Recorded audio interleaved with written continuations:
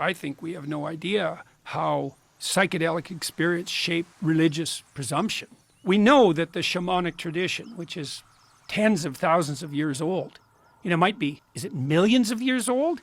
Human beings have been using fire for 2 million years. It could be really, really old. The shamanic tradition is definitely a psychedelic tradition. One of the things Murarescu did was show quite clearly that all of Greek culture was embedded in what looks like a collective psychedelic experience. Mircea Eliade, a great religious scholar, studied shamanism, and he thought that the use of psychedelics was a degeneration of the original tradition, but I don't think that's true at all. The psychedelic tradition is part and parcel of the universal religious heritage of mankind. And, I've talked to people like Robin Carhart Harris, who studies the neurology of psychedelic experience, and he said that what it does is produce something akin to a hyper-stress experience. So imagine you're extremely stressed, like your life's in danger. And so you have to open yourself up to the possibility of radically new ideas. Well, a psychedelic substance puts you in that state of mind.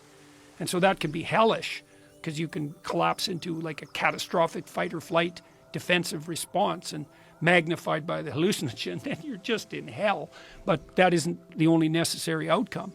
The psychedelic experience definitely mimics something like radical learning. It also seems to reduce the effect of memory on perception, because most of what you see in the world is memory. That's why, when you look at a word, printed word, you read the word.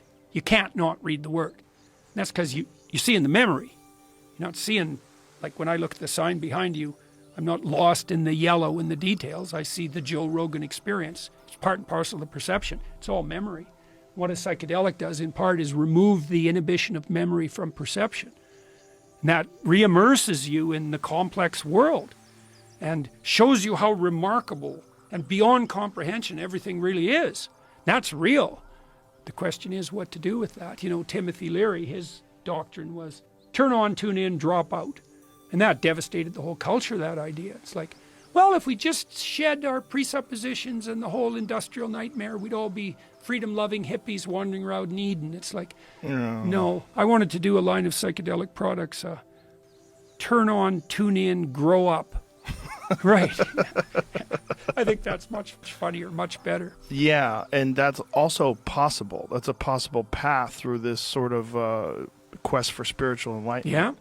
The Timothy Leary thing was dismissed by a lot of other psychedelic pioneers of the time. They saw the flaws in that thinking. Yeah, definitely. The people who were already experimenting with ideas of proper set, and also they knew that back in the early 60s. And also the people that had no desire to run a group of like-minded people, which Leary did. He wanted to... he fell into that hippie culture, that hippie counterculture. I think he fell into the cult of personality. It fell into this thing that happens when too many people are paying attention to you. Yeah. And you think you have all the answers. It's very dangerous. Yeah, especially if you combine that with psychedelic yes. experience. That turns out to be a problem. Right, and the intoxicating grip of that, the power that you have over these people, which is very...